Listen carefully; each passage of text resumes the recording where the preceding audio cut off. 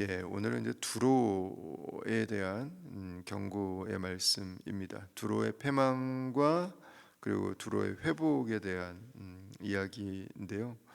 우리가 잘 아는 것처럼 이 두로는 성경에 나와서 우리가 도시의 이름은 들어본 적이 있지만 국가의 이름으로는 보통 페니키아라고 하는 이름으로 많이 알려져 있습니다. 이 고대 세계의 지중해 해상권을 장악했던 민족입니다. 우리 성경에 자주 나오는 블레셋도 혈통적으로는 페니키아, 이 두로의 후손들이라고 하는 그런 견해가 있습니다. 오늘 본문에 나오면은 이집트까지 자신들의 식민지를 확장해 갖고 다시스까지 확장해 갔습니다. 이제 1절부터 7절까지는 해상무역을 장악했던 사람들이기 때문에 가장 이들에게 특징적이었다고 한다면은 부겠죠. 부. 솔로몬도 중개무역을 통해서 엄청난 국가적인 부를 거두어들일 수 있었고, 베니스 같은 경우도 그들이 결국 무역권을 가지고 있었기 때문에 뛰어난 항해술 그리고 이 무역술 이런 것들로 인해서 엄청난 부를 거머쥘 수 있었죠. 그게 그들의 자랑이었고, 그게 모든 사람들이 두로스 사람들, 페니키아인들은 장사에 대해서는 천재들이었습니다. 장사하기 위해서 태어난 사람들, 바다를 건너다니기 위해 태어난 사람들, 이 사람들은 어느 곳에서도 무시당하지 않았어요. 그들이 가지고 있었던 그 부로 인해서 그들은 자부심이 있었습니다. 그 이제 3절 말씀부터 쭉 보면 이제 그 내용들이 나오죠. 근데 이 도시가 망하는 겁니다. 상인들로 인해서 부유하게 되었었는데 그들이 망하게 됩니다. 아이도 태어나지 않고 어린이들도 없고 청년들도 결혼을 앞둔 아가씨들도 없는 이제 그 나라가 되어 버린 것입니다. 그들이 붙들고 있었던 부가 하루아침에 무너져 내린 거죠. 이게 가진 분들이 가지고 있는 염려죠. 이게 없어지면 어떻게 할까? 이들에게 그게 일어난 거예요. 가진 분들이 잠 못 자는 이유. 아마 이들은 믿었을 겁니다. 우리가 이렇게 잘 나가는데, 무역이 이렇게 잘 되는데, 우리가 지금 이집트에서 다시스까지 우리가 지금 지중해 모든 해상권을 장악하고 있는데, 그런데 하나님께서는 이 도시에 경고하고 계신 거예요. 하나님께서는 이 도시에 계획하고 계신 것입니다. 하나님께서 이 도시가 무너질 것이라고 예언하고 계신 거죠. 8절부터 14절까지의 말씀은 열방에 대한 그들의 영향력들을 보여주고 있습니다. 이들은 많은 나라들에 영향을 주었습니다. 상인들은 고관들이고 8절입니다. 무역상들은 세상의 존귀한 자들이었던 두로에 대하여 누가 이 일을 정하였느냐? 만군의 여호와께서 그것을 정하신 것이라. 모든 누리던 영화를 욕되게 하시며 세상의 모든 교만하던 자가 멸시를 받게 하려 하심이라 그랬습니다. 그러니까 이들은 그들의 영향력이라고 하는 면에서는요 엄청났습니다. 다른 나라들의 사람들을 파견하기도 하고, 그리고 그곳에 왕을 세우고 앉히는 것들까지도 영향을 주고, 그들의 경제지형, 정치지형들까지도 쥐었다 폈다 하는 그 엄청난 영향력이 있었습니다. 아마 이들이 그것들을 붙잡고 있었을 것 같아요. 그러니까 오늘날 이 자본주의 사회가 꿈꾸는 두 가지 이상과 두로 사람들의 모습은 너무 닮았습니다. 첫 번째는 부를 꿈꾸죠. 또 하나가 영향력입니다. 영향력.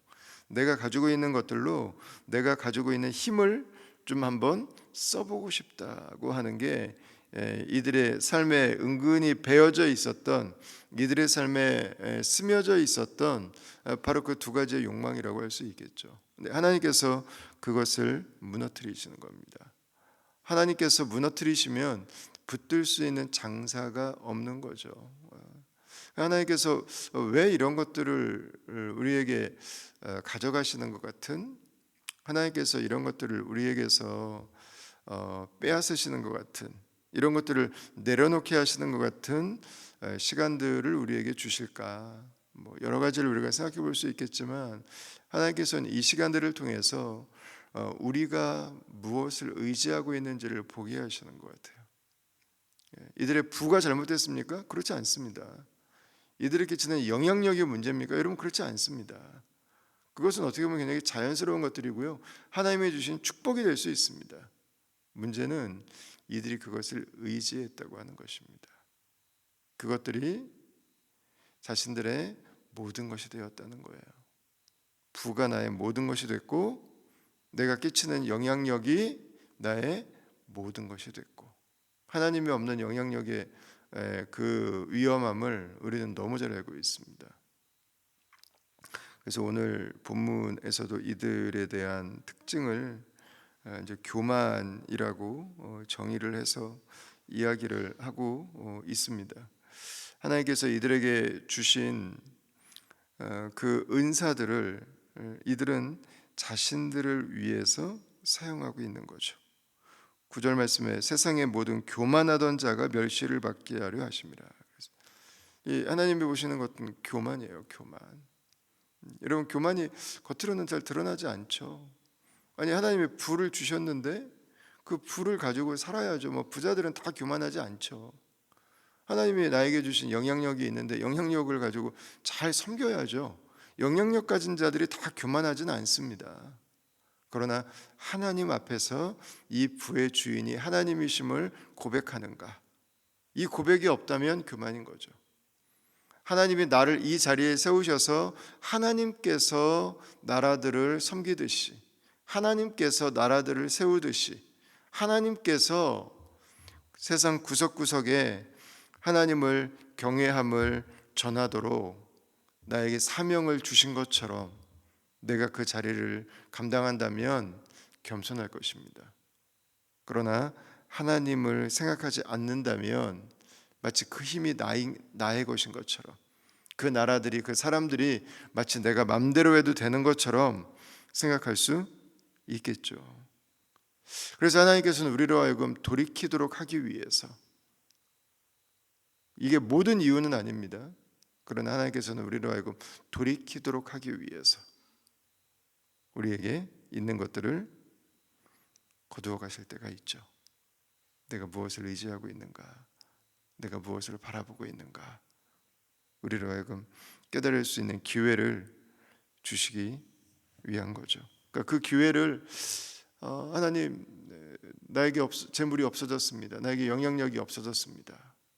이렇게 기도하는 것도 좋지만, 하나님, 이걸 통해서 내가 하나님께로 나아가기를 원합니다. 하나님, 이걸 통해서 내가 무엇을 배우기 원하십니까? 라고 기도하는 게 맞는 거겠죠.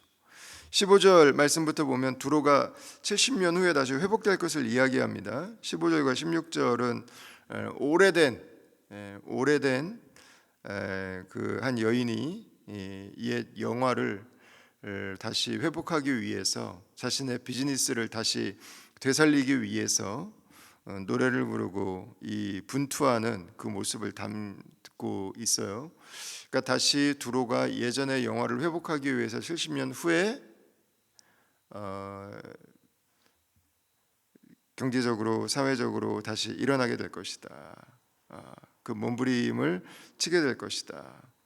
근데 여러분, 더 놀라운 건 그 뒤인 것 같아요. 17절부터 그 뒤에 보시면 하나님께서 그들에게 주신 것들을, 18절 한번 보세요. 그 무역한 것과 이익을 거룩히 여호와께 돌리고 간직하거나 쌓아두지 아니하리니 그 무역한 것이 여호와 앞에 사는 자가 배불리 먹을 양식, 잘 입을 옷감이 되리라.